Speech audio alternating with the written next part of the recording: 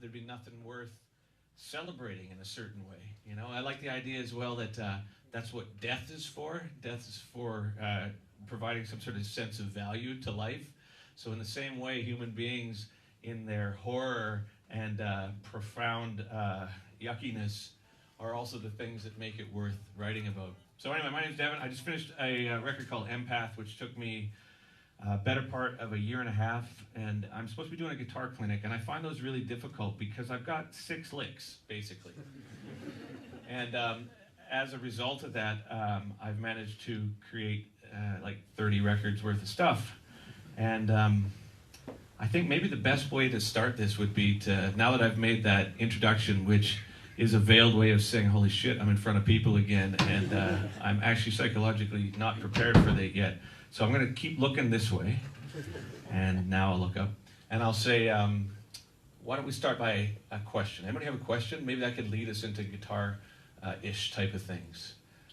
We could ask about, favorite color. We could ask anything. Actually, the less guitar-oriented, the better. Please.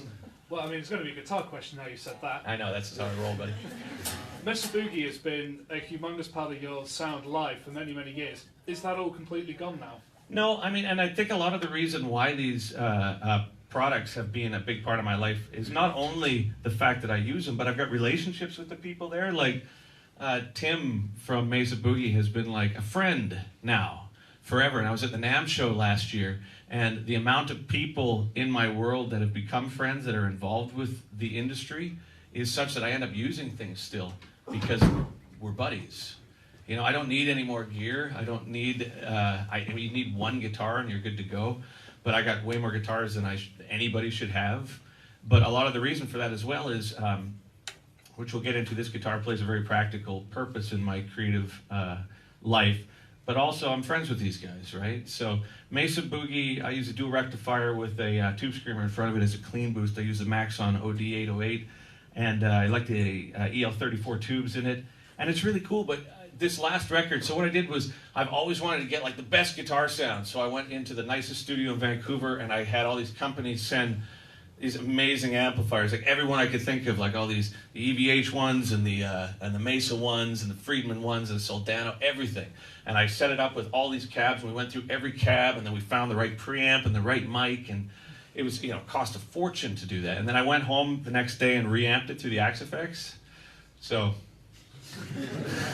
I think that more than anything else, I just needed to know, right, what it is that I want and what I didn't want.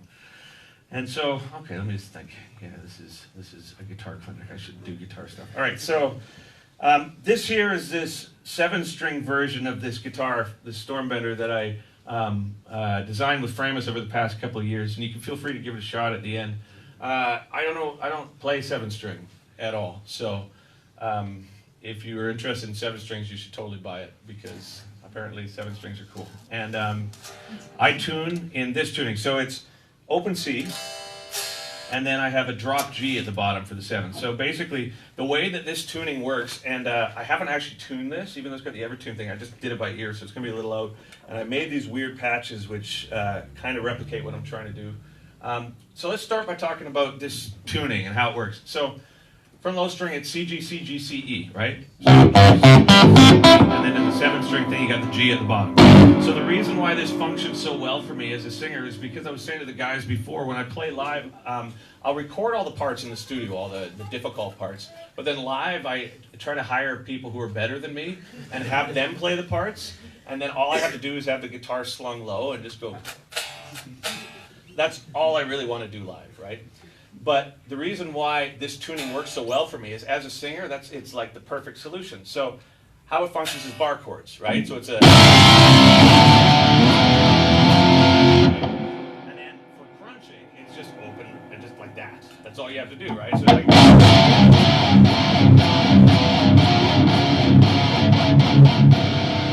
And when it comes to articulating the intervals that I try and choose, with my music, because I'll have orchestras and choirs and lots of effects and beeps and boops and all these things going on. But the way that I structure the rhythm tracks is I really try and keep it super simple. So a lot of times, you know, like the more complicated things, when you're in a bigger place, like an arena if you're fortunate enough, or a festival. The more complicated and the faster the music gets, the less it translates over big areas. So what I've tried to do rhythmically with a lot of the music is keep what the guitars and bass are doing just dead simple. And I try and keep it octaves and fifths as a result of that. So this is your fifth, and then your octaves in this tuning are just... If you keep the rhythms doing octaves and fifths, you can imply any intervals with the other stuff in a way that the bass, like the foundation of the music, just remains really big. So if you're just going like... So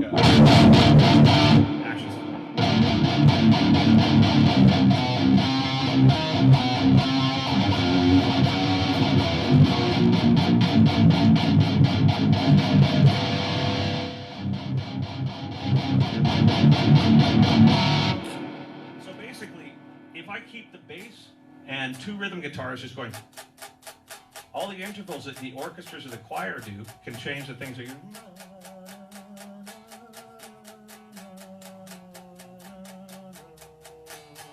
So if you keep the fifths, everything sort of works in between then, and I layer octaves. So I'll have like a C, a low C, a piano doing a C, the bass is doing a C below that. If there's anything to add thickness to it, I may add another guitar doing the fifth.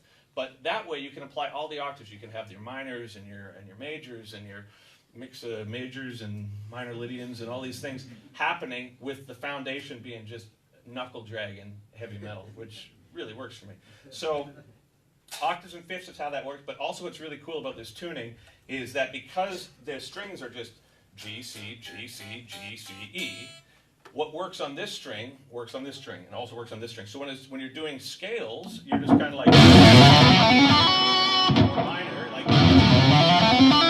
it's the same thing on every string, right?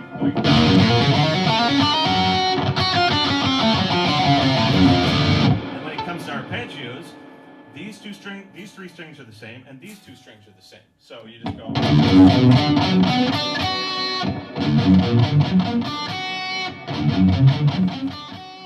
Even down a low one, right?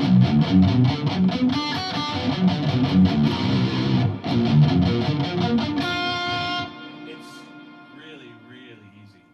And I think that's the reason why I like it so much, is because, again, when you're playing live, all the complicated things, all your sweeps and all your crazy melodies, give it to the guy who strings his, has his strap really high and gets it right every time. And you can just sit there and go, come on, right? So this guitar, again, this is 7-string version. But I'll give you a lowdown. One second. Where am I? Okay. So I like the sound of a Les Paul Custom. I like how that sounds in the studio. It's got a mahogany body with a maple top and an ebony fretboard. It's got a shorter scale. I like the set neck. I like the pitch of the headstock, but I hate how it looks. Every time I wear a Les Paul, I feel like a total tool. But I like the way it sounds. So we started this guitar design by trying to get the same attributes in terms of that sonic palette that the Les Paul has, but with something that looks more like a Stormtrooper, I guess, right? So basically, it's a mahogany body with a maple top, ebony fretboard. On this 7-string version, it's a 26-inch scale, so it's actually quite short. And on the 6-string version, it's a 25.5. I like the idea of the 7-string not being a particularly long scale as well, because you can sort of play it in a similar way to the 6-string and how it feels.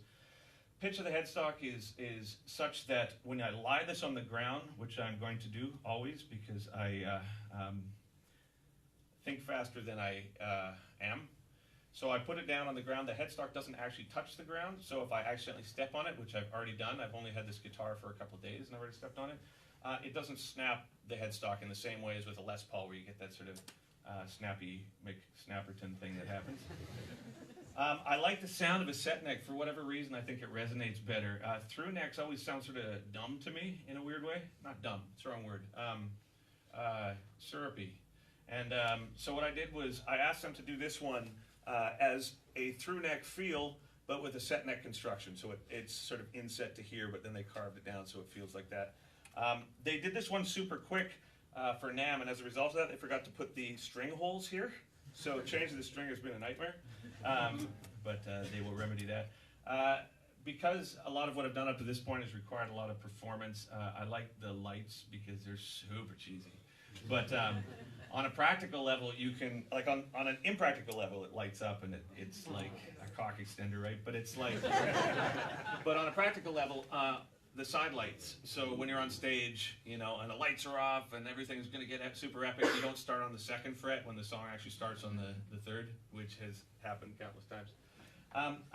We've got another one that we designed together called the Plank, which is basically a replica of a sort of telly style with a different body and a different body wood. But I couldn't afford to fly it over, so I don't have it here, so pay no attention to the man behind the screen there, but I will play it. And I'm talking really fast right now, and I think it's because I'm nervous, but I'm going to slow down in a second. Here we go. Ready?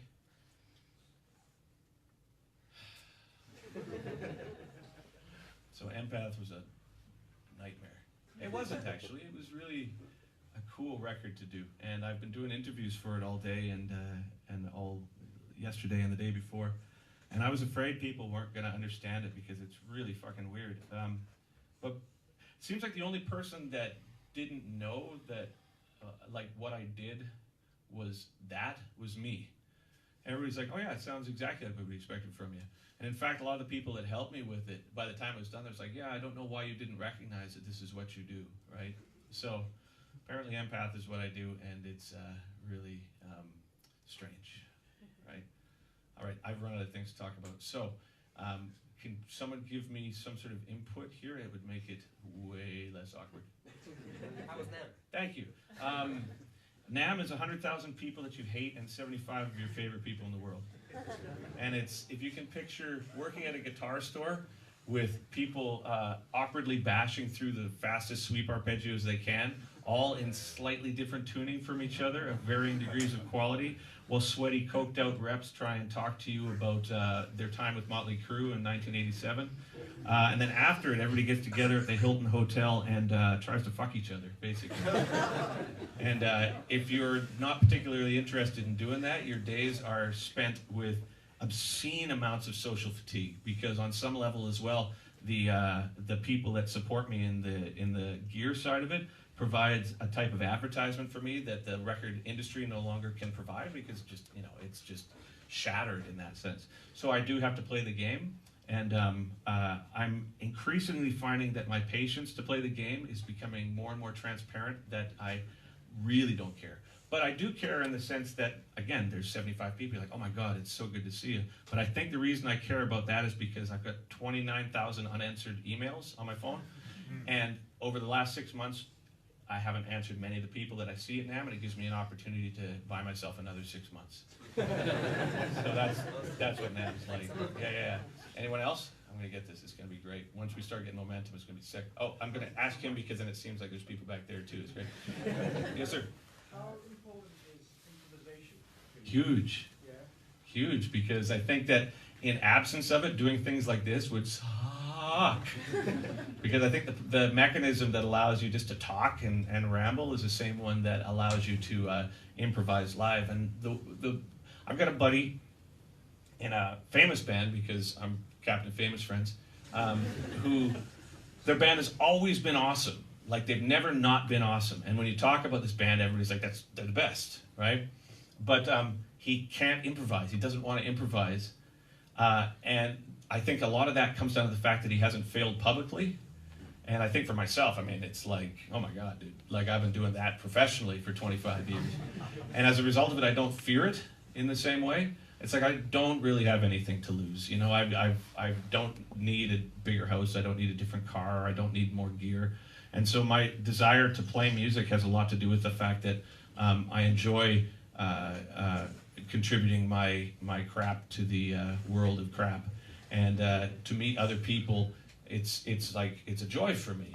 And so improvisation is something that I think the best solution to learning how to do it is just to go out there, put your balls or whatever you've got, your ovaries, on the line, and then and just hope that after a few incredibly awkward social failings, that translates into fucking, I'll go to that note, doesn't matter.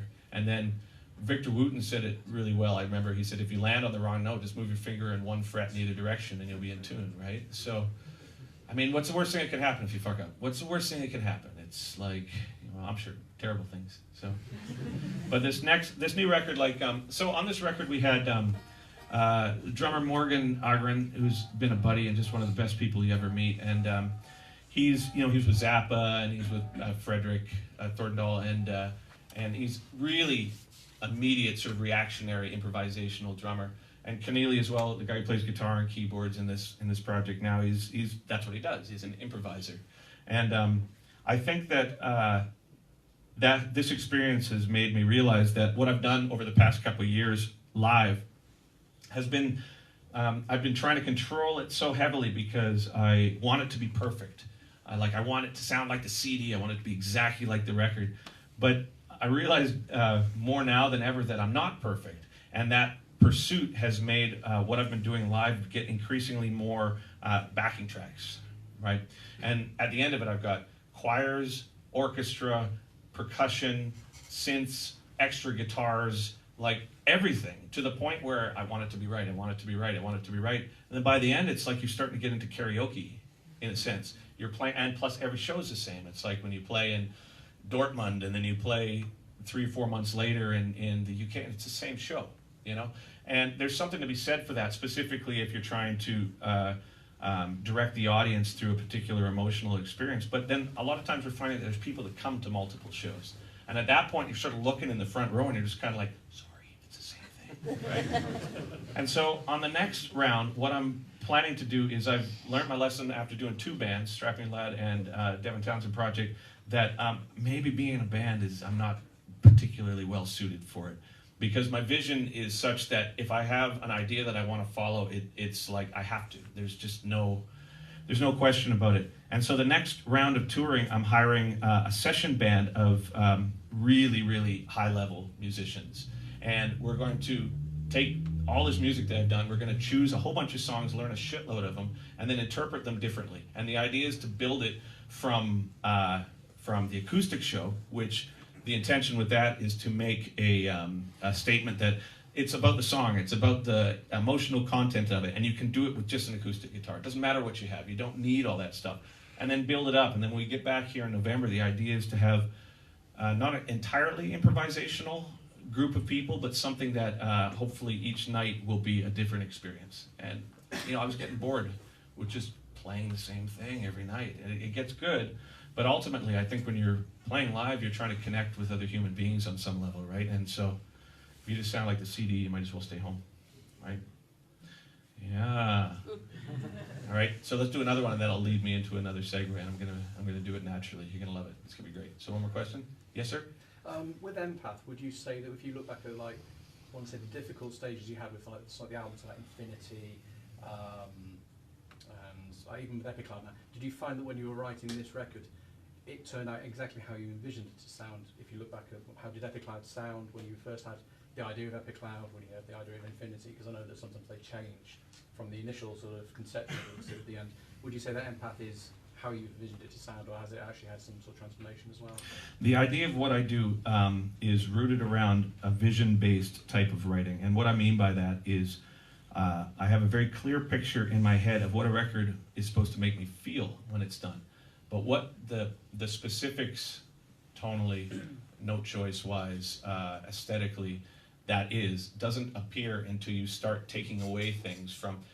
I heard a thing the other day about sculpting, where you have a block of something, and you take away everything that isn't what the final sculpture is, and that's how you do it.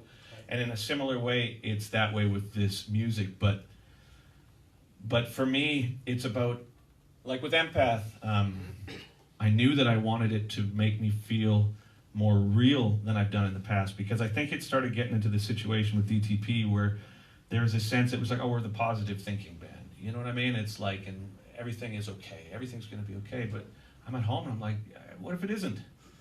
Everything's fucked. Like, profoundly fucked in the world right now in so many ways. And it's like, and I started feeling like you can make a lot of money, I think, by trying to tell everybody that everything's going to be okay. You know what I mean? And buy a t-shirt that says, everything's going to be okay. But instead, with this one, the feeling that I was trying to articulate was it needs to be a representation of the chaos that we're being fed daily with the media and the news and the fear and just kids being shot and animals being, and it's like horror. all the time. And if you've got kids and aging parents and all this thing, it's like, you know, and people were coming up to me at the end of the DTP thing as if I had some sort of answer, you know. They're like, oh, you know, it's good that you're doing this positive thing. And I'm just like, I'm fucked. You know, it's like my whole life is this perpetual fear-based reaction to trying to make sure I can keep my shit together. So when it started with Empath, I mean, I've been trying to meditate for years, so I started going to these classes and like meditation and exercise, meditation and exercise. And the idea with that is one of the fundamental problems that has been a consistent stumbling block for me is my propensity for overthinking. When it comes to music, when it comes to technique, when it comes to production, when it comes to everything, I have this tendency to overthink to the point where I make mountains out of molehills. So the idea of the meditation was, okay, well, how do you let this go? How do you allow yourself to have these fears and everything be part of your reality without letting them get their claws into you, but not to not acknowledge it, which is what I've done since strapping. Like the whole idea was after that. With strapping, I think there was so much of my reaction to anger. I didn't understand anger when I was a kid, so strapping was like, I'm going to be angry at everybody. But I didn't realize until retroactively that my reason for doing that was because I thought on some level if I was angry, really angry, it would keep it away from me. It was almost like a shield. But you know, what I learned from that was the accountability of it. As soon as you start projecting that, that's what comes back to you. So when it came to Empath, I was like, how do we do this? How do we make a record that revisits that? Like basically takes your past and your lineage and everything that's going on musically with you, lays it out so you can analyze your relationship with it, and then present it in a way that ultimately, through that chaos, inspires a sense of like hope. Like it's fucked, but it's like, I can't give up and neither can you. That was the whole idea. And that was the vision. So how different was that at the end than it was in the beginning? Well, there was no beginning. It was just, that's your end goal. At the end of this record, I have to feel that. And so the whole thing, the intention that I went through this record from the very beginning to the very end is I kept saying to myself, like, make sure that you can represent this like incredibly dark stuff without it becoming incredibly dark, right? And so I have people that help me. I have people that sort of suggest chordal ideas or rhythmic ideas, but it has to adhere to this kind of internal barometer, and it did. By the end of it, the way someone's phone's ringing. Is that me? Oh, that's my alarm. Oh, is that what it is? It's my alarm. We can hear it on the mic. It's time to wake up. I just got this guitar. Would you mind? It's in my jacket there. Yeah. Yeah. There it is. Oh, no. So yeah, basically it was like I was thinking today that the record ended up being like looking in a mirror, and when I first heard the record back, it scared the shit out of me. I was like, this is way too intense. This is way too much. But then it was almost like the people that were involved with it, it was almost like they were helping me see that, and they were like, yeah, dude, this is what you look like. And I was like, holy fuck, man, like really, for real? And some very incredible people have been involved with this record in ways that you would never expect, right? Like, I gotta wait till now. I'm predisposed with the phone. Is it? Sorry, Freddie. Is it my bag? Yeah. Maybe it's the iPad. You see my bag? I got a Hawaiian bag. Oh, you find it? Yeah. Time to wake up. So, you know, so Mike Keneally, a bunch of people. A bunch of people, right? Chad, that's an interesting thing. So Nickelback, right? Well, I'll tell you why. This is why it's really interesting and why it was really important for this record. So, him and I are about the same age, grew up in the same town. You know, everybody, you're supposed to hate Nickelback. That's what you're supposed to do, right? So, They make me ashamed to be Canadian. okay, well, let me continue. Maybe this will change your mind. So basically, I was super critical of the band. I was like, fuck that band. Blah, blah, blah, blah, blah. It's disingenuous. It's this and that and the other thing. Then I heard one of their songs last year, and a bunch of friends of mine work with it. And so I wrote on Twitter, I like the new Nickelback song. And because I thought it was cool. I mean, it wasn't like, you know, I just liked it. And the ensuing shitstorm that came down my neck was insane.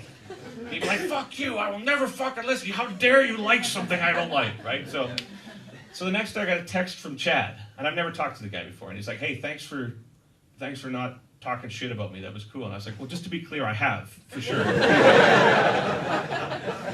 And I said, I've analyzed my feelings on that, and because we have mutual friends, I had heard you had talked shit about me.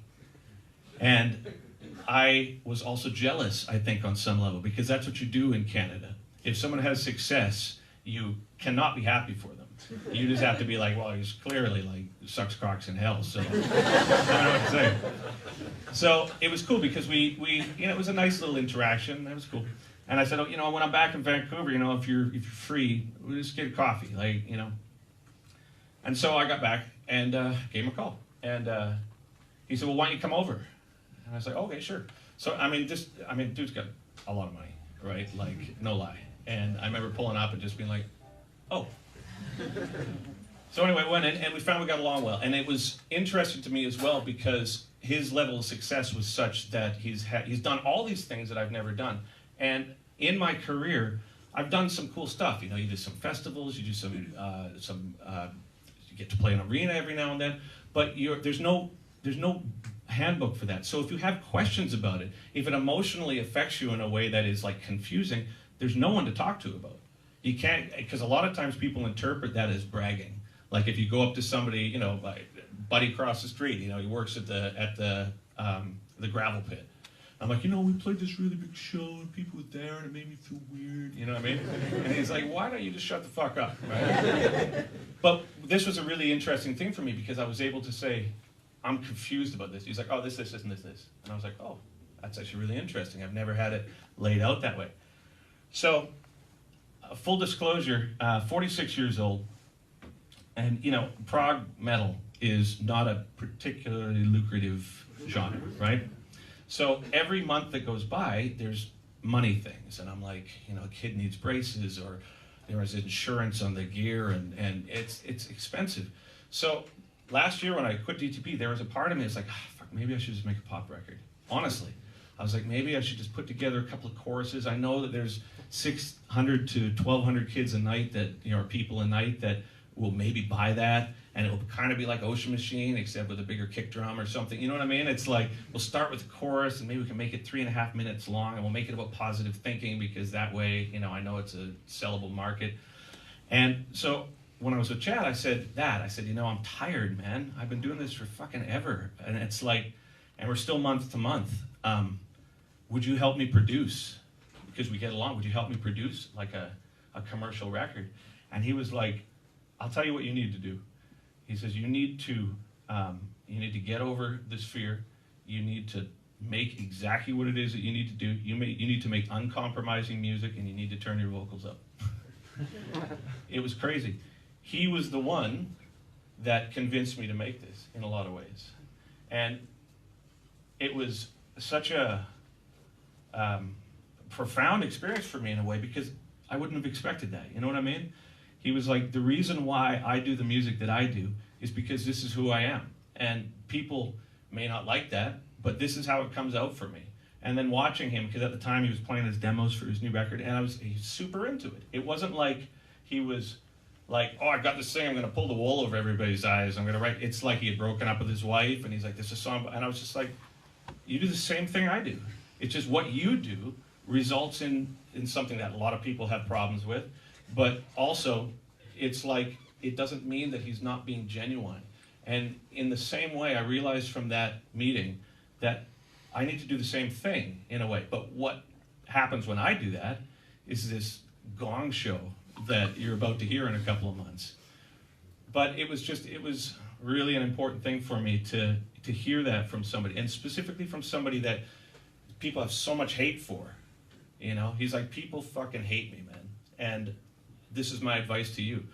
You're not supposed to make pop music. You're supposed to do that. If you make pop music, that's being disingenuous in a lot of ways. And it was so intense for me in a way. And so I asked him to sing on the record, and he sings a harmony on a song that is death metal. It's just brutal fucking music. Brutal. It's 7 minutes of 30-second no kick drums. You know what I mean? It's just like artillery fire. And then all of a sudden there's Chad. But it's a harmony. It's hidden in it's not hidden in the music, but it's like it helps the music. It's a cool thing.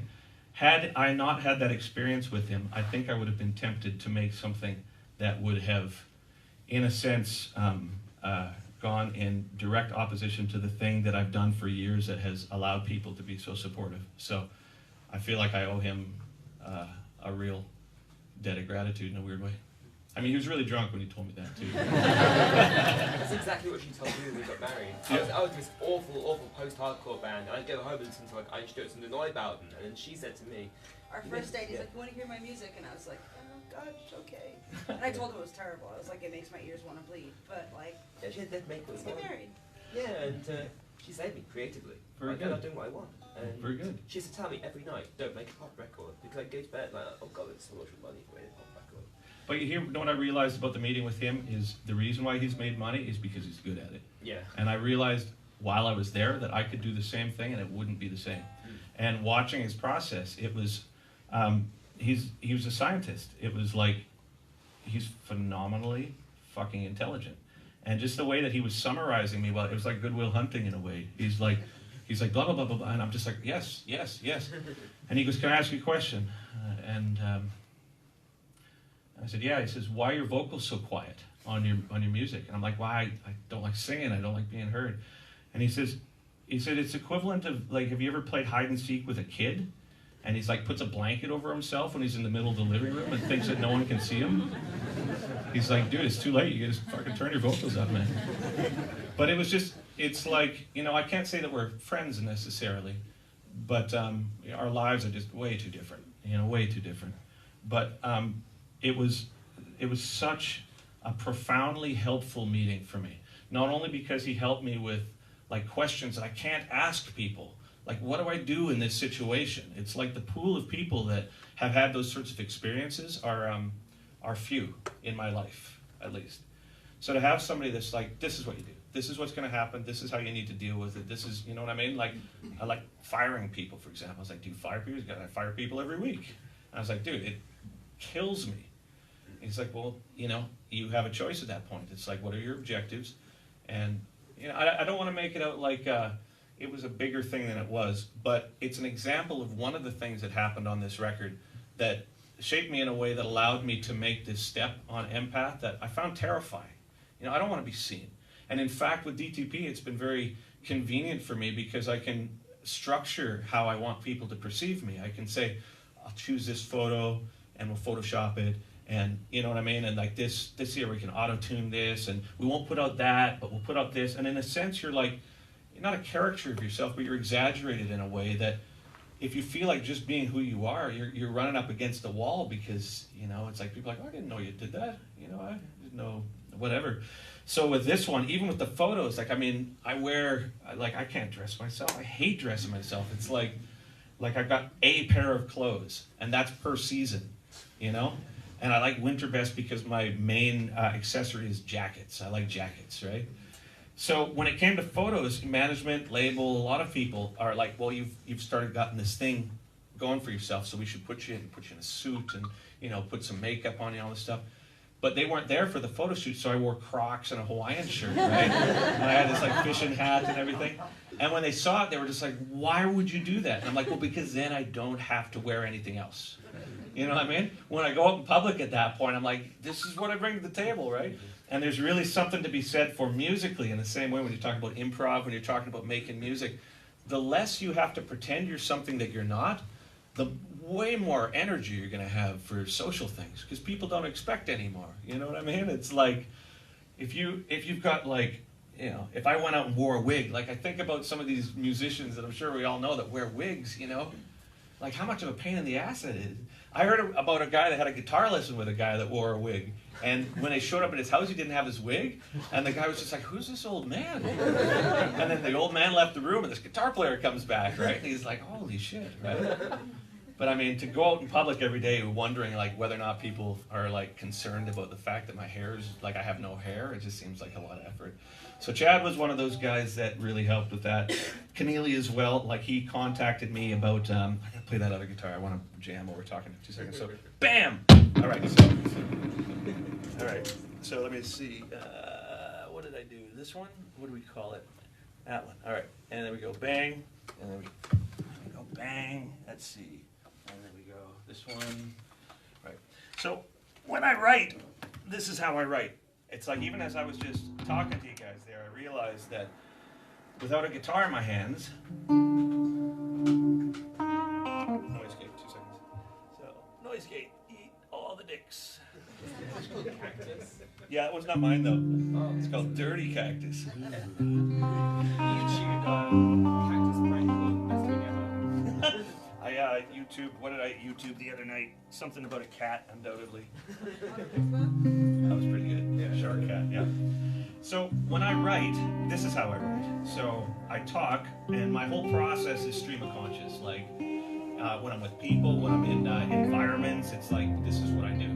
So to have a clean sound that kind of has a lot of echo, and the reason I use echo and have used it for so long is because, in a sense, it makes you interact with your past.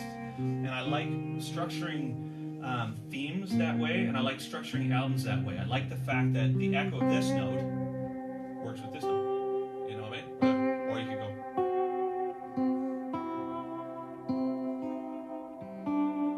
So when I write, I basically just sort of sit on the couch or whatever and just do this with my fingers, typically. And I usually use a guitar that is disconnected from work. So the frame of stuff is perfect for me, but it also reminds me of work, right?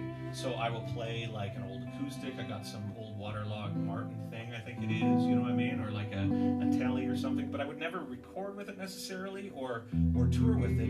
It's just, it doesn't have that vibration of work attached to it, right? I forgot what we were talking about. Can someone remind me? It doesn't matter. What are we talking about now? So empath, yeah. Wigs. Yeah, neither of those things are interesting Writing now. process. What's that? Writing. Writing process. So there's 3 ways that I write. I have a template set up on Pro Tools. I use Pro Tools, Ableton, Logic, Melodyne. What else do I use? TuneTrack, you know, and then all the plugins and everything that go along with it. So I've got 3 specific types of writing that I do.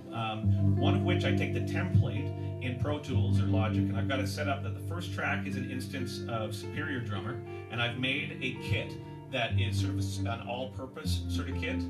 And then my studio is set up with a very minimal amount of output gear. I've got outboard gear. I've got the Axe effects, I've got an SSL compressor that I never use, and I've got a preamp that I use for my vocals, which is a Universal Audio 6176 for about $3,000, and I've had it for about 15 years, and I just have one microphone in there. So basically, I have my template set up. So under the drums is bass. I've got one cable that goes into a signal distribution. So that signal distribution goes into a Townsend. It goes into a track that is preset with a compressor on it. And then below that, I've got 4 tracks of clean guitar, which are automatically bussed to the Axe effects. I've got 4 tracks of dirt guitar, automatically bussed to the Axe effects. I've got a Kemper as well, but I found out. See, everything's okay alarm.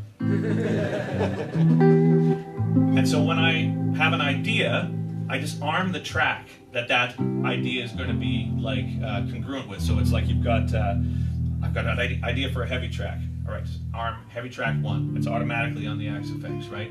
I've got maybe 6 instances of software synths. The one that I use most often is called Omnisphere because it's got like a ton of like options.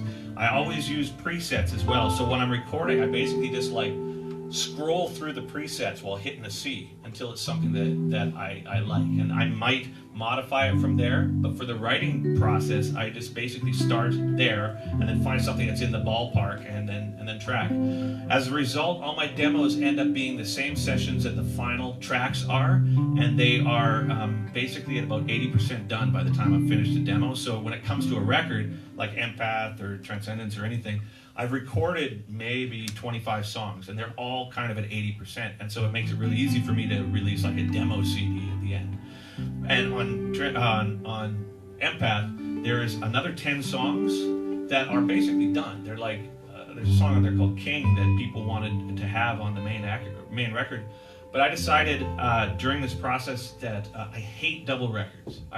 When I see even a band I love, when they release a double record, I'm like, oh God, here we go. We got to get into this, right? It's like endless amounts of stuff. And there's also this sort of subconscious thought that like, couldn't I have edited that down, you know? So we made Transcendent, or the other one I'm talking about, work over a single disc. And the demos are, derailed. See that? Isn't that great?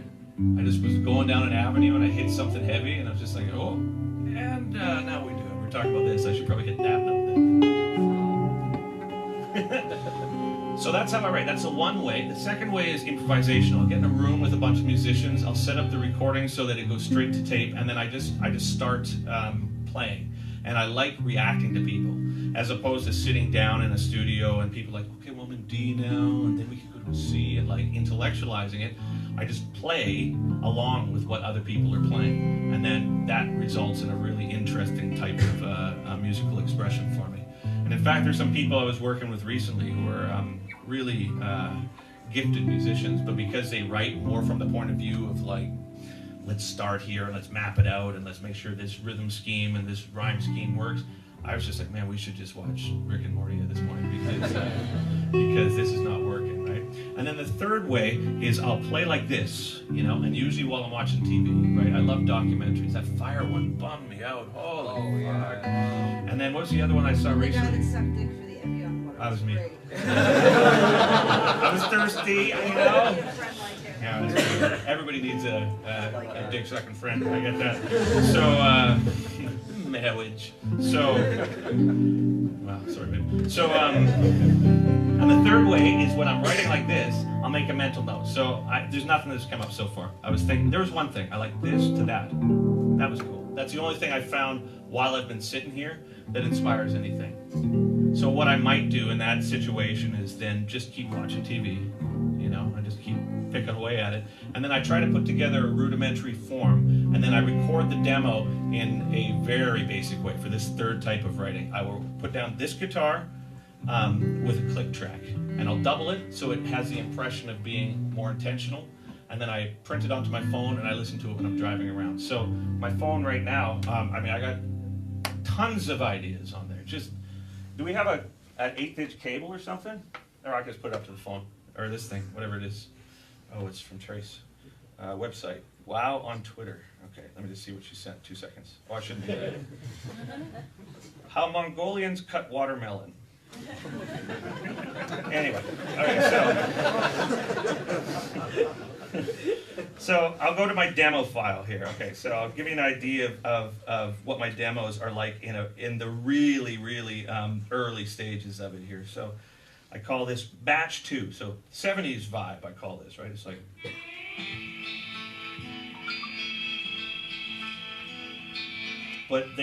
And so for vocals on something like this, I'll mumble them. So.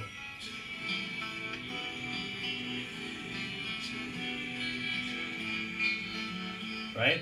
And then what else we got? It's the alpaca lip ear. Right? See. Oh, right. That one's bullshit. Like just acoustic. This one is.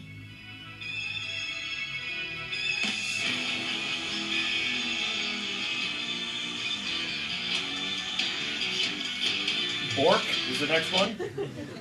That's Bork.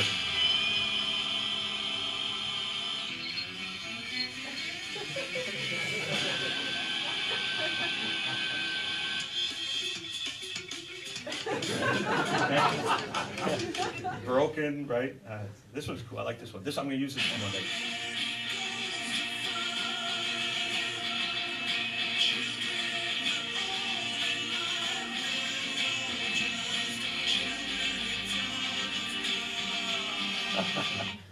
And this one is creepy drum, but the point, dude, it's just endless shit. Like it's just.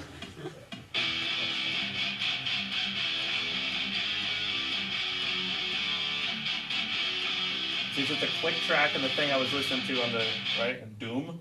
Let's see what Doom is.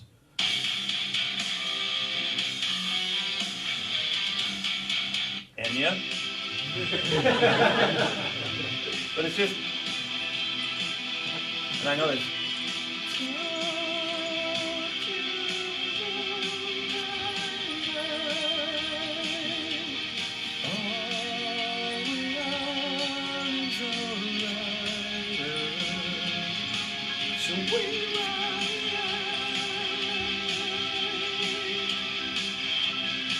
Anyway, it's just endless shit. So Shut up. The other way that I tend to write as well. Now this has happened with a lot of songs in my catalog.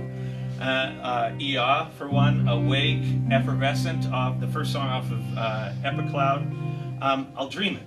So I'll have a dream, and in the dream is a song like completed, and then I wake up and I'm like, oh fuck, that one hasn't been written yet. And so what I do is I sing it into my phone and I mail it to myself and go back to sleep. In fact, see,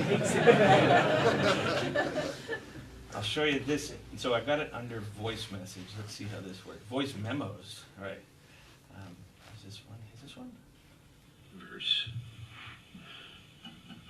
I have a guitar by my bed. Like dead asleep.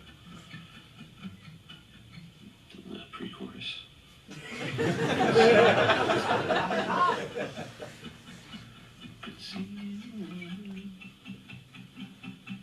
Could see yourself with a high octave.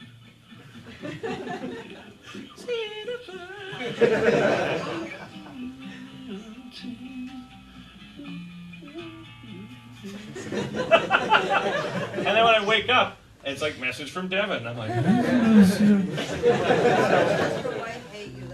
30 years? So you must be wearing earplugs, surely. Oh, we haven't slept in the same bed. We haven't slept in the same bed for maybe 12 years. It's been fucking amazing. I hate sleeping in the same, other than conjugal visits, like, fuck that. It's like, you know, and it's like, I mean, sex is so crazy too, and it's like, you know, and that, I like being in a relationship as well, because like the acquisition of like sexual contact as just like, as a hobby, like, are you kidding me? Like, it's a horror show. And in fact, I'm so horrified by like my humanity and sex in general that it's like, having somebody that doesn't make me feel absolutely ridiculous about the lizard brain is like a real benefit. But when my son was born, I was like, can we just like not sleep in the same bed now? And she was like, oh, fuck yeah. So yeah, it's like I've got my own little room. There's like 12 things in there that I can maintain in my own obsessive, terrified way. And I can roll around and fart and like wake up in the middle of the night and do that. You know what I mean? And I highly recommend it. It is a marriage saver as far as I'm concerned, right? No? Yes? No? Okay. Really? Yeah. We still do that thing on Wednesday night, right? You know what I mean? It's like, you want a back rub? You know that one, right? She's like, sure, a back rub, right? I was like, oh, what's this? Doing. How'd that get there? Yeah, it's exactly.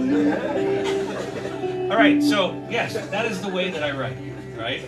And I think that ultimately my profound uncomfortableness with being human is what has allowed me to continue to have things to write about. And it's only been recently where I've made the decision to myself that no, not only are you human, but you are incredibly human. And that has actually helped in terms of the writing process as well, because I think I've just been so embarrassed of myself on so many levels, like for whatever reason, for like doing what I'm doing right now and just rambling and talking, and or you know, any of these things, to the point where anytime I've written music that is unequivocally me, I've been horrified by it, because I'm like, oh, that's too real, it's too who I am. And so I've typically covered that up with self-deprecation and also some sort of either metaphor or analogy, like Ziltoid or whatever, where I feel like I can get away with saying all these things without actually having to say it. But lo and behold, people realized that it actually wasn't an alien. It was actually just, I know, it's crazy, right? So with Empath, it's the first time that I've actually been comfortable enough just to be like, fuck it, here it is. And as a result, it is like death metal, and then musical theater, and then meditational, and then prog. And the first song that we're releasing next week, oh, that's weird, major. That's right, I still like that. Yeah, I like that.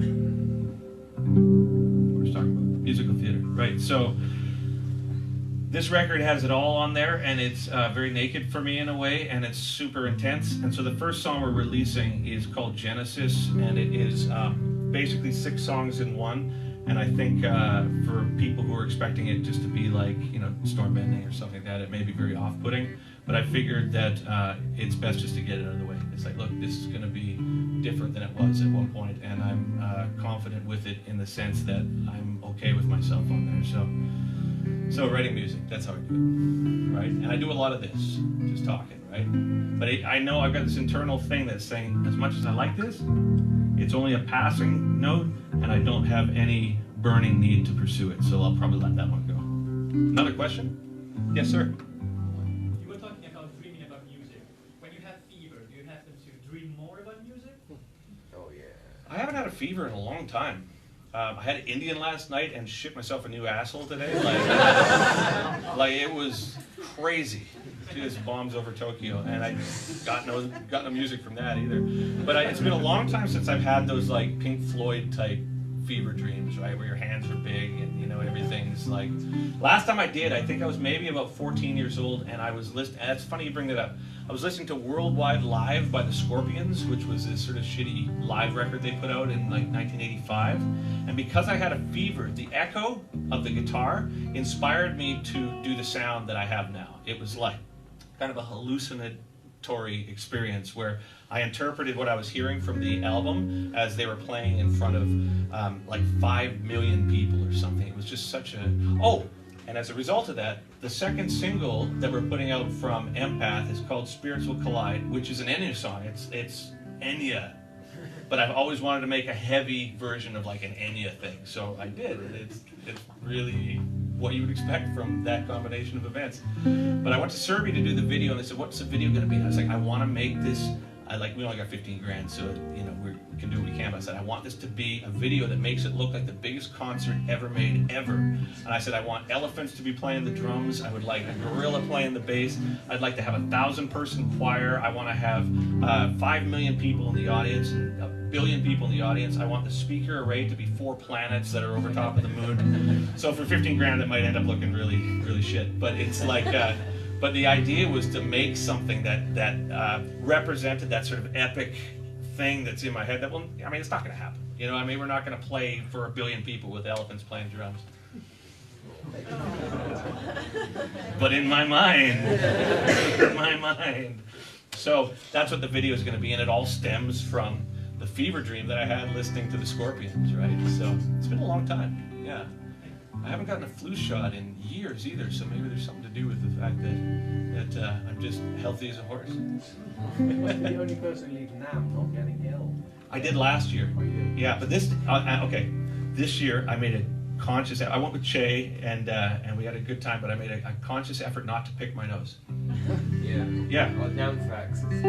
Well, picking your nose, man. You're shaking hands with people and going up to the second knuckle. There's no way you're gonna... I literally found out about it the other day that like people get flu on the tubes, they hold the bars and they pick their nose. I had no idea, but it's about touching your face, it does it. It was hard too, Yeah. to not pick my man. nose because I'm in there. Yeah. I'm just going, man. It's like I feel something move in the back of my skull. Another question? Yes, sir. 2 questions. Do you use pitch correction? Yes. If so, how much? Not excessively. And the way that I use it is because the vocal tracks in the template, I have 4 harmony tracks set up. And those harmony tracks consist of 4 tracks each.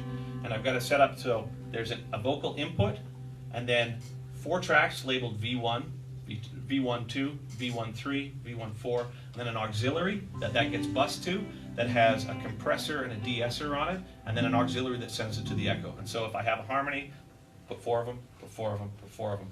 For those ones, what I do is I do this plugin called Vocal Line, and I go through the first one, and it lines up the transients, so the S's and T's are all together, and I export it from the beginning, and I bring it into Melodyne, and then I just basically hit select all, and then do Apple Option P, and what that does, it just goes boink, and kind of puts it into, just kind of smooths out the pitch, and the effect of that is that really kind of synth-like thing. On my lead vocals, I will do the same sort of Option P to it sometimes, depending on how naked it is, right? When I listen back to some of the stuff when I first got Melodyne, it's like I went overboard on it. You know, like Key was the first time that I used it. And I remember, no, Addicted. And it was like, I remember hearing EA in hindsight. It's like, we don't even understand, right? And at the time, I thought I was doing myself a favor with it, but now I can hear it. So it's about being more selective with it. But I do enjoy it. I like it a lot. Yeah. Second question is, I know you've mixed and produced for other people before. Are you going to do that? Fuck no. I hated that. And it wasn't that I hated the bands, it's just, whatever I choose to do, I'm gonna get obsessed with. It's just how I function. And when you are obsessed with people that you can not entirely choose the social interaction, and if you're prone to absorbing people, what ended up happening for me is I would find myself in situations with people, lyrics, music that I didn't either agree with or I felt was like psychologically like really exhausting. But in order to get it right, which I committed to do, I'd have to get deep into these things, you know, like Christian heavy metal or like black metal or any of these things. I'm just like, holy shit, both of you guys, just, you know what I mean? So I found that like I tried mixing for a band. I did like the internet thing, you know, a couple years back, but it's like I'm good at doing my own thing, but I either make other bands sound like my production or I just resent it. Plus there's no money in it either, right? It's like if you, okay, so a mix, maybe I'll get paid, when I was doing it, I might get paid $5,000 to do a mix. That's my $5,000 chord. But they pay you $5,000 for 2 weeks under the assumption that's going to take you 2 weeks to do it, and then I'll spend 2 months, you know? And then by the end of it, you are not, you're not even breaking even, not even close, because I want it to be a certain way. So now I get asked a lot to produce, and I say no to it all of it. Thank God. Another question? Yes, back.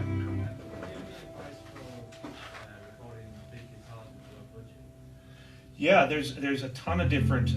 Okay, let me start by saying the source sounds are one thing. If you're using digital representations of amps, I mean, any of these will work. Like, I mean, I just sort of brought this in today, and I got close to my goal with the Kemper and the Helix. In the DAW world, say you're using GarageBand or Logic even, because Logic X for $200 is absolutely brilliant program. So let's say you've got $200. They've got, Choke was so good, Logic. In Logic, they've got a bunch of guitar sounds, which I've gotten great sounds with. In fact, you remember Catch 33 by Meshuggah? They used the built-in guitar synth, or guitar patch for Cubase. Like, that's the sound. So you can get it from what you need, right? I think the Fortin one is really cool. It's like, you know, $150 or something, and the Positive Grid makes a good one as well. So once you get a sound that you like, I do two things to it in the master bus. I will take the high pass and the low pass. So I'll scoop out everything in the guitar from basically not 60, maybe 50 down. Now what that does is you're not really going to hear it, but that information is still present, whether or not you can hear it, and it makes the speakers move, even if you don't hear it. So by getting rid of all that low information, it makes room for the bass. And then the top end, you might get a really sort of satisfying sizzle in the top end, but I highly suggest taking the low pass and just bringing that back just a touch as well, because what ends up happening with that frequency is it interrupts the keyboards and the cymbals. And then the last thing I'll say about getting a guitar sound is what is a gratifying guitar sound on its own very often doesn't work in the mix. So one thing that you'd want to, in my opinion, remember is that mid-range is your friend. So, you know, and the least amount of like equalization you can do to it, I think ultimately ends up sounding better, because in the long run, equalization is like you're basically manipulating the phase, right? And so if you've got everything that's sort of in phase with each other and you start doing extreme equalization to it, you're going to find that just the overall spectrum just gets a little smaller, right? There's my, yeah. Yeah. Oh, I got the thing for you. Okay. SonarWorks Reference 4. Yeah. And Waves NX. Those two plugins. What SonarWorks does, and I used it for mixing Empath, it's a reference microphone. You put it up against a speaker, makes a pink noise.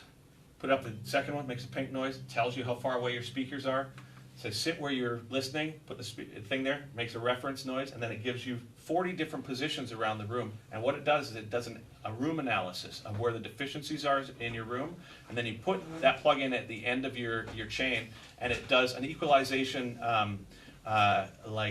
counter EQ that flattens the response. So what you're hearing coming out of your speaker in the room is like regardless of where your deficiencies in the room lie. And then you mix, and it's, dude, immediately you're just like, oh, there's not enough mid-range in the bass, there's not enough kick, there's too much low end on the kick. And then when you're done and you're printing your mix, you bypass that plugin. It's amazing. And Waves NX as well, they've got a little headset thing, it's like maybe 40 bucks.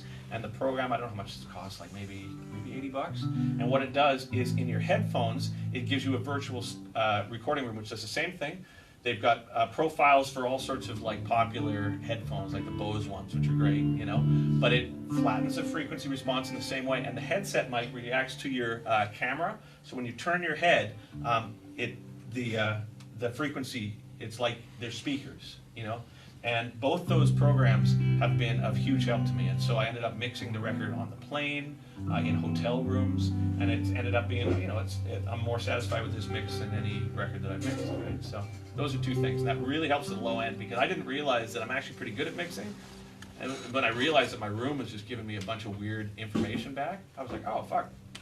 It's not like I'm fundamentally incapable of mixing. It's just my room has way too much bass, or not enough bass even, right? Yeah, a couple more questions. We've got a couple from the guys watching. So we've got one. We got people watching? Yeah, it's live streaming. Oh, fuck. Oh, no. Hang on 2 seconds. Just give me a second. Yeah, that's strand bug tell. Cool, yeah, I'm glad we're live streaming. That's great. So, hi, guys. Holy shit, man. So we've got one from Johnny Gibbs. How satisfied were you with the Plovdiv being the final big show for DTP? I haven't considered it until you asked. Fine, I think. The only problem that I had with the Plovdiv DVD is when we did the mix down to MP3, what ended up happening is the drums got super loud, and I was really embarrassed of how it sounded on YouTube. That was my only thought on Plovdiv. But I think that the actual product, specifically the surround sound, is excellent, actually. Yeah, and I think as a swan song for the DTP, I mean, yeah, it's cool. I mean, I guess I'm not super romantic in terms of looking back on things, you know? Yeah, we're live streaming, eh? It's great. I'm happy about that. I mean, I think that's really cool. We've got another one from Toby Sykes. Wait, before you do, I during this, I had definite thoughts where I was like, thank God it's only these people here. Like, really. Oh Just my imagine God. how many people are watching you not wearing trousers. Fuck that. Holy cow. Okay, get over it, Dev. Watch this. I'm going to get over it. Watch this. It's going to be great. What was the question? Any visuals or theatrics planned for the Empath Band Tour? Not yet. I think at this point it's still in its formative stages of trying to put together people. I'm auditioning a ton of people, and I want a real specific type of band. The only person that's in it for real now is Mike, right? So he's going to be in it, and I think that there's a certain aspect that can be pursued. Okay, yeah, there's two ideas that I have. It's going to be one of two things. It's either going to be completely white stage with white gear and a blue empath on the floor, and everybody wears black, and the screen on the back will just be like varying degrees of environments. So either be sunny or rainy or something.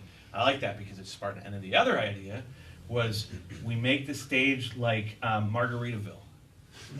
Honestly. So we have like inflatable palm trees and a cabana, and there's like, and the kick drums have got bamboo on it, and you know, and everybody's wearing like Hawaiian shirts and shorts and like, you know, fisherman's hats, and we go out and play brutal, crazy metal, right? Like, really? Thanks. Okay. Yes. So we have some ideas for the live show, and I think it's going to be like sort of Margaritaville. I went on vacation a couple years back with my family, and I realized, it's like, why haven't I done this before? this is the best. And so ever since then, you'll notice on Empath as well when you get the record, structurally it's very weird, but the songs, you'll find it's like, why did he just stop there? But every time I stop, you go to the beach. So I'll give you an example. So I can't play too much, but sure I can. That made a fucking difference. So let's see. But there's this one part of this song, Borderlands, where it gets super intense and then just stops and goes to the beach, right? And then there's like steel drip. Wait. Let's see. Wait. All right. So. All right. Beach. Right. So it's like. So it's this big rock show with like orchestra.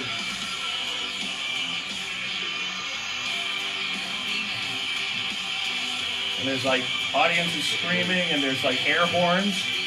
But then while I was recording it, I was like, oh, I'm sick of this. And so I was like, we need to go to the beach. So it's just like, but it's just.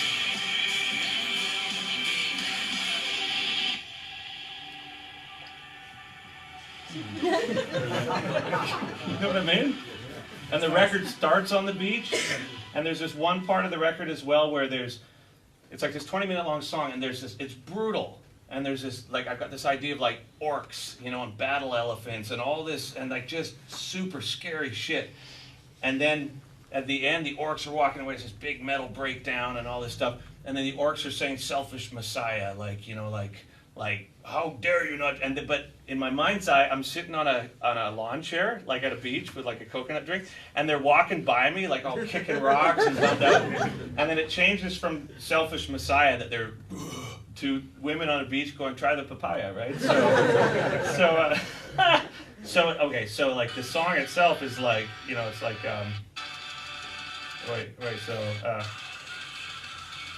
so it's just.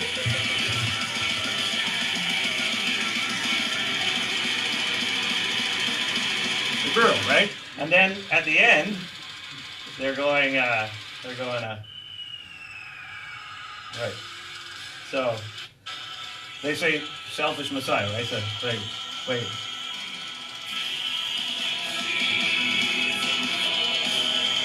And they're like lumbering away, but I'm watching them from a lawn chair, like this. They're like. The war elephants, and then the ladies come in, they're like trying to spy, right?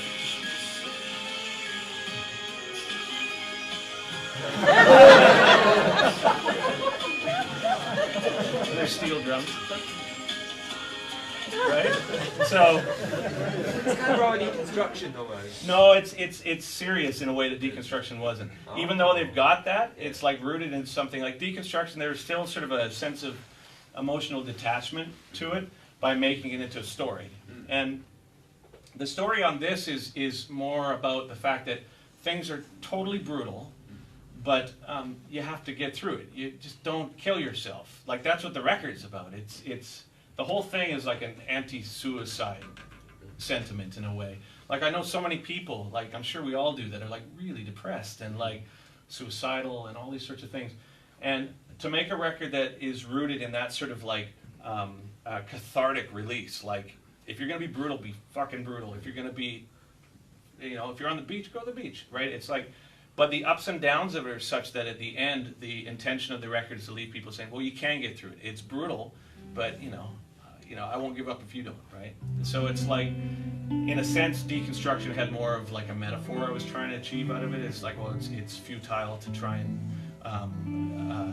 deconstruct the infinite. That just, it's like stupid. But with this one, there's much less about that. It's like, please don't fucking kill yourself, right? Important message. I agree. Yeah. Especially when you know so many people that are like, Oh, yeah. fuck, man, like just dude, you know, Yeah. and dudette, and the other, I never know how to address that. Yeah, because it's like male, female, and you know, transsexual and transgender, and it's like I never know where the gender things go at this point. So I'll just be like, whoever you are, just don't kill yourself, right? Like, and if you're bummed out, call somebody, because everybody's kind of suffering through the same shit, right? So in a sense, Empath was made. Even the emotional component of it with the name Empath, it's about, you know, there's so much divisiveness in the world and politically and like, you know, with all the bullshit that goes on here and in North America and China and everywhere, there's like this sense that the lack of communication comes from this kind of public sentiment in a way that that feeling for other people is like a liability in a way. But at the same time, I think it's also something that we have had to adopt, just because every time you turn on the news, it's so hard to not absorb the horror that makes, you know, media so much money. It's like you turn on the news and people, kids being killed and like, you know, animals in the rainforest and the water in the Arctic, and you're just like, fuck. So in a sense, just for like self-defense, you've got to sort of protect yourself by closing off that empathetic part of our nature. But at the same time, it's that same mechanism that allows us in a lot of ways to not be able to see points of views that are like different from our own. Because ultimately it's like, you know, everybody's fighting a battle and everybody's got something different. So that kind of as an underpinning for the theme of Empath ended up adding credence to why there's so many dynamic shifts on the record. It's like brutal, mellow, funny, silly, stupid, prog, meditation, sad, whatever. It's like, it's less about the music and more about the intention of it. And again, the intention of this was like, I don't want it to be false. I don't want it to be like, everything's gonna be fine, we're all okay. It's more like, dude, things are fucked, but we're gonna be okay. Just like, you just gotta get through it. And I think it's really, that was not a cry. I do not fucking cry.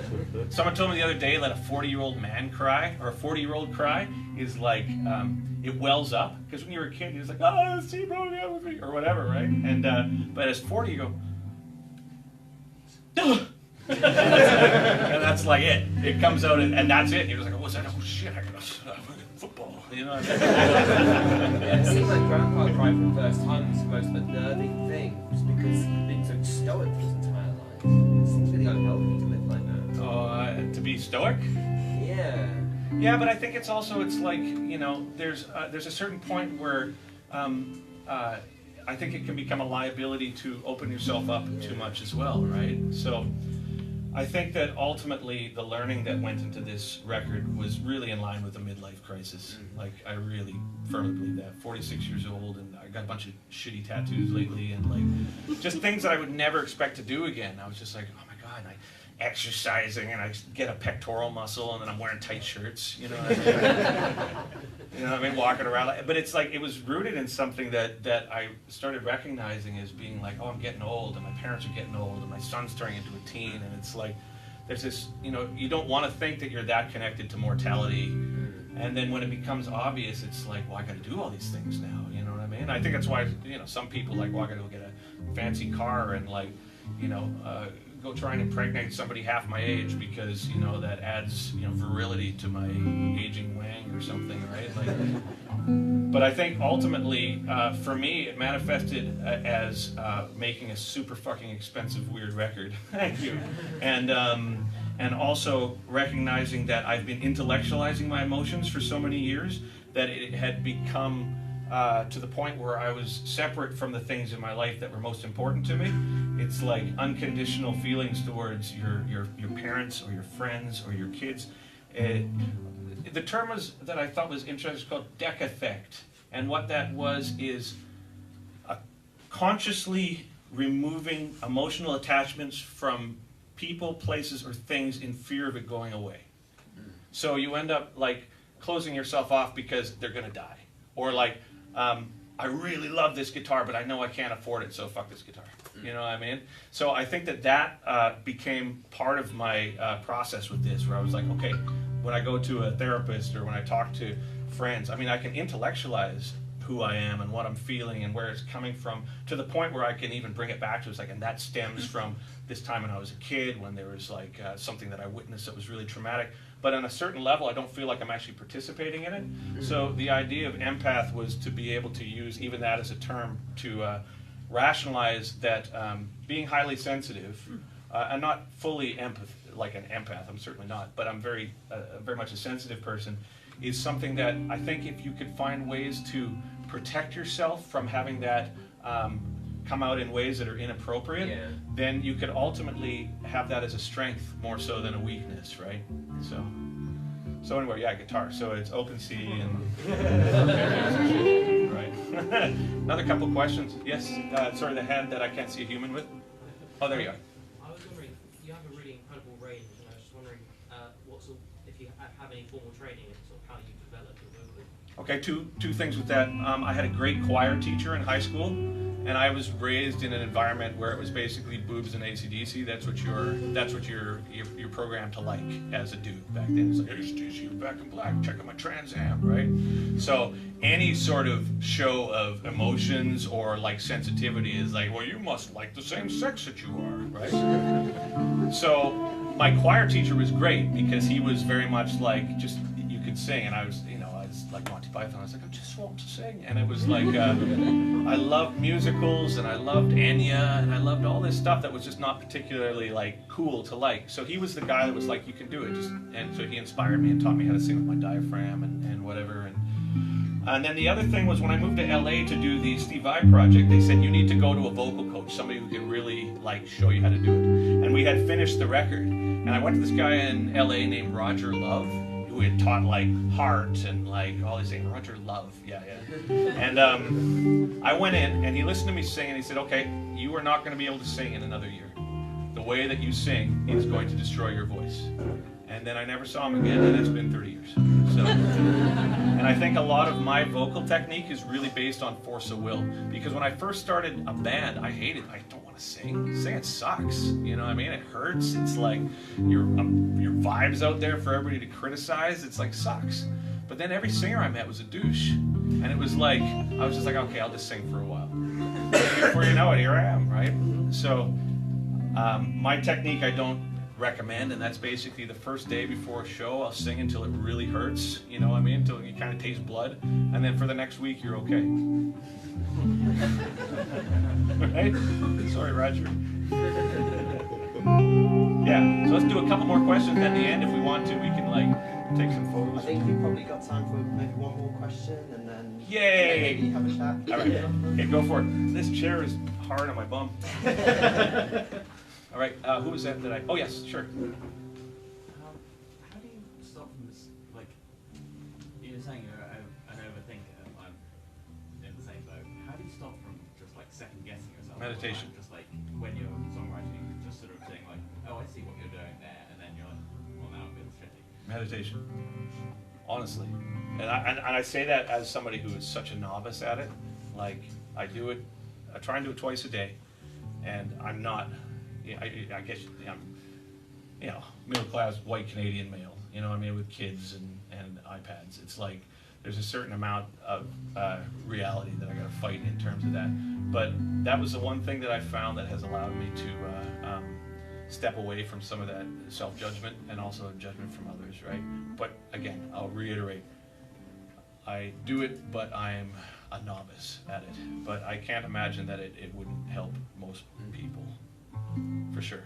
And then I think when it comes to being with people, I get super spiky with people. It sucks. Like, the worst is when I'm writing something and someone's like, I got an idea. And I'm like, oh yeah? Tell me about it. That sounds great. You know, and in my mind I was like, fuck you, fuck you, fuck you, fuck you, fuck you, right? And then what I found recently though is like, actually Keneally has been great for that because his ideas were just really great. And at the first, he's like, I got an idea. I'm like, great, tell me. That sounds great. Great, tell me. And as he's telling me, I'm like, yeah, great, interrupting him. But then I found that, it was good practice for me because with him, and a lot of people I've worked with, but with him because I was more open to it, I guess. Whenever he had an idea, I was like, oh, you're telling me your idea because it's something that you think will contribute to it, as opposed to like, I really want a riff in this song. Therefore, I think we should take this thing that you do and do the thing that I want, you know what I mean? And I've had a lot of experience with that, so I can forgive myself for being that cautious with it. But I think with Empath, I was much more open to like listening, and he was great because he's so brilliant. And by the end of it, I was able to accept the ideas more, with a few caveats, unfortunately. But I still react to it really spiky. That's the only way I can explain it, right? Like, someone says they have an idea and all of a sudden my whole vibe is just like, toing, you know? Tell me, great, I'd love to hear your fucking idea. That sounds awesome, you know? So I wouldn't beat yourself up too hard about that. I would just say that, you know, meditation has been really good for me, but, you know, that's, you know, however many, if you believe in the lifetime things, man, it's like I'm several million away from anything that's going to be known as like centered. Another couple questions, we're good. Oh, yes, sir. You've always been someone who I found a lot of other music from, so like Old Lady Drivers. So wicked. He's a young god, so I'm just wondering, what are you currently listening to? I listen to Spotify so much that my data plan is a mess. And every month my wife gives me so much shit. She's like, you went through 16 gigs, and I'll have it just while I'm driving, and it's stupid. It's like I've had to readjust my data plan like 4 times now because of my listening thing on Spotify, which sucks. So I tend to listen to music that's very different than what I do. I like electronic music. I like music without vocals. I like really chill stuff. I'm not too much into like really clever electronic stuff in a way, as much as I really love like John Hopkins or Kiasmos or any of these sort of bands that are like interesting and chill. I also find that it demands a lot of attention from me if I'm in the wrong frame of mind. So I listen to basically floaty ambient stuff, you know, and with no vocals. Like, just because I'm enjoying this, because I think it's kitschy to put the phone up to the mic. I'll show you what I was listening to this morning here that I love. Yeah, this. It's just a suggestion on it, but it's like, I guess it's like, let's see, that's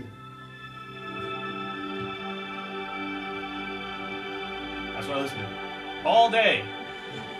I got a little Bose speaker, and it plays all day, like this stuff. Because what it ends up being is just like watercolors in the background, and then you have a soundtrack to your day that also helps in terms of excessive thinking. You know, it's like, I have a hard time eating without that sort of stuff going. I mean, I can clearly eat, but I mean, my wife and son are always like, why do you always have to have music on? I'm like, well, I mean, you guys sound like a dump truck when you're eating, which is one thing, but it's like, well, at least the son does. But it's just, if I don't have something that is kind of like inconsequential and like floaty, it's like I focus on sounds, I focus on people, I focus on vibes, I focus on all sorts of things that are ultimately really like counteract. And I have a pair of headphones. It cost me $300, and if you guys have got $300 for your mental health, those Bose sound canceling headphones I wear all day, every day. Like when I'm on the tube, when I'm in the plane, I wear them all day. And it's they get rid of that ambient sound, like the kid crying and the guy making a weird clicking sound when he breathes. Like all that stuff is like eliminated. So it was a $300 investment that I can't recommend enough. So one final question. Do you want one more final? All right. Oh, yes, sir. Hi. So my friend recently bought your Fishman signature pickups. So they're really versatile. So I want to ask you about the process that went behind the making of the pickup. Sure, thank you. I'll give one statement prior to that, and that is, now that I just had a psychological moment before I tell you that, and speaking of endorsements, because this is being live streamed, excuse me a second.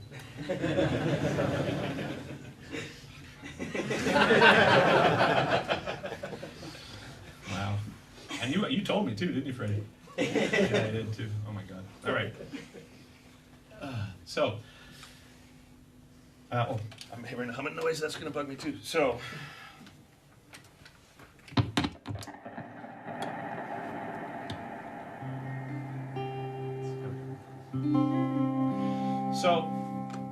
I've got way too much gear, and I can't sell it, and it's worth too much just to trade into the local music store to get that new pedal that I like. So, I kind of keep it, and then, you know, at some point I use it to barter with people. But the point with that is that I've got everything I need. Like, I've got everything I need. I do not need any more gear. So anytime I've worked with a company on a product, it's because it fulfills a need for me that no product has had. So this guitar, for example, as cool as of a spaceship and everything as it is, it fulfilled a need for me that now when I was recording the record, I don't need any other guitar. The pickups that are in this guitar fulfill a need. As I said earlier, I tend to use a telly when I'm at home or when I'm just jamming because it's disconnected from my job, and I psychologically really like that. And with the Fluence thing, I talked to, so it was Ken Susie, who's in Unearthed. And when we met at Ozfest, I was so fucked up and he was so fucked up, we just did not get along. Like, I was just like, I don't like this dude. He was like, I don't like this dude. And now we're buddies and we work together. It's really cool. And so hey Ken. And he called me up and he's like, Fluence is putting together this pickup. So I was like, well, I use the 81s and I'm happy with that. And he says, well, what about it don't you like? And I said, well, I'll tell you what I don't like. I can't do this clean sound that I'm doing right now with the 81s. It just doesn't work for me. So what we ended up doing was designing this Transcendence pickup, which is 2 voices. The way that the Fluence pickup works is it coil taps between 2 distinct voices that I had the opportunity to go to Boston with Fishman and voice. And I spent 6 months, I think, with Larry Fishman and Ken and their engineers going back. We did dozens and dozens of prototypes. And the idea was a pickup that I could do the same sort of idea that I have with, like, you know, whatever jamming guitar that I have on a guitar that also does crushing metal. And these pickups are the first ones that were able to actually have 2 distinct voices because they're not wound like a traditional pickup. They're actually layers of PCP. Fucking rock! The PCB, isn't it part? It's, you know, the one, the other one. Yeah. So basically, it's layers of that, and so it's vertical windings, which allow us to basically program into it with consistency with each set 2 completely unique sounds. So on this guitar, I can go between, you know, this sort of thing with the real, you know, sort of touch sensitive, you know. But then when I go to the metal, it's, oh God, except usually I don't have to do it like this. Don't look at my balls. And right.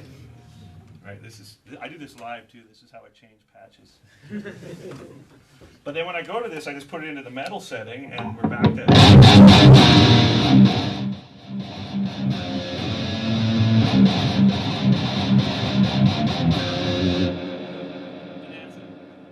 So, did you get that show here? Yeah. Dun, dun, dun, dun, dun, dun, bonanza. Yeah. All right, didn't get the reactions I was looking for, but thank you. So yeah, it was the first time I've had, and it solved a really practical need for me, where I can use one guitar live to do everything that I need to do, right? And it's the same with this guitar. And it's funny because I've been offered like a surprising amount of signature amp models, but I've not taken it because I'm fine with the Axe effects. You know what I mean? So that sort of, in a sense, it's like if I don't need it, then I'm not going to do like a signature product. It doesn't make sense because, like the Ocean Machine, for example, that Moore pedal that I did was perfect for me because today I took, you know, the Helix and the Kemper and I had to go through and make patches, and I'm like not completely satisfied with it, but it kind of gives a replication of what it is that I go for. So the Ocean Machine, I was like, I want that, so when I go to my parents' house at Christmas time, I can plug into their stereo with any guitar and get my effects sound. So it solved a very practical need for me, right? And yeah, they're really cool. The other thing I like about the Fishman pickups is that they're USB charged, so as they're active pickups, you know, between our lack of straws and the 6 batteries a year we'll save, that's the world sorted right there, man. Yeah. They're coming to take me away. My friends, I will say first off that doing these sorts of things is exceptionally awkward because I don't have a lot to offer people in terms of guitar technique. You know, Andy James is a buddy, and like, you know, Petrucci and Vi and all these crazy guitar players, and when they do it, they're like, you know, I hold my pick like this, and this is how I do my sweeps, and blah blah blah blah blah. But for me, I can't state clearly enough that guitar for me is a tool. It's a means to an end, and I use it. My capacity for technique is only there so I can articulate whatever ideas come into my mind. I have no passion for the technical side of it in the way that I maybe did when I was 15. So doing these guitar clinics is really weird because, you know, I keep thinking like, should I show you a chord? Like, I don't know, man, here's like that tapping lick I learned from Van Halen or whatever when I was 15. It's like, it's not my trip, but the one thing that I would hope that these sorts of things can impart on people is the fact that there's a real practical use for analysis of not only your physical and emotional health, but also how it relates to others in terms of how that can be translated into something musically that other people relate to. Because ultimately, if you're not honest with yourself about what you do, and if you're not honest with what your intentions are, this is what I find more than anything else, the amount of people that are going to be able to relate to that is going to be less than I think I had realized. And I think a lot of times I go through my, you know, I ramble and I talk and I get nervous and I do this and I just blah, blah, blah, and scatological humor is a defense and all this sort of stuff. But I think ultimately what I've found is that at the end of it, even these experiences of trying to be more open allow people hopefully to see that that's an option viably, like creatively. And so I hope that from these clinics people can sort of see that, you know, it's okay just to be who you are. Fuck it. It doesn't matter. It's like, you know, look, man, I'm like 46-year-old bald guy with bad teeth playing prog metal. I mean, this is like, that's a gong show straight out of the gate, right? But ultimately, I think as long as you're coming at it from the point of view of like, well, that's who I fucking am, right? And it's like, people like, well, I want to be this band, like this band, because they're wicked and brutal, so I'll buy that guitar, you know what I mean? And I'll look like that, and I'll have the same sort of font. It's like, what you're doing is you're sacrificing the thing that makes you unique. And there's going to be tons of people that don't give a fuck about what makes you unique. I get so many people just like, this guy's a banana, you know? But ultimately, it's like the people that love me, and I love them, and I love doing what I do, and I've got a ton of friends that support me, and I've got musicians in a lot of genres that help me. And I think that if you're a musician and you are trying to make something of your own music, I think the best place to look is not, you know, necessarily the technique for guitar, because you can find a million YouTube videos that can do better than I can. But I think it's really about getting to the root of what it is that is bothering you. And in the same way I discussed with like the idea of a sculpture, you take away like Michelangelo, you took everything away from the piece of brick that, or whatever it was, that wasn't David, and then David was left over, right? I think it's the same thing we need to do as artists, right? Just observe the thing about us that is causing us to be consistently running into the same obstacles, and then just analyze that and see if you can live with it. If you can, great, make that part of your music, and if you can't, then change it, right? But ultimately, you know, just be honest with yourself, be honest with your friends, don't be afraid to be who you are, and, you know, drink milk. No, I don't know. All right, my friends, thank you so much for coming. If anybody would like a photo or a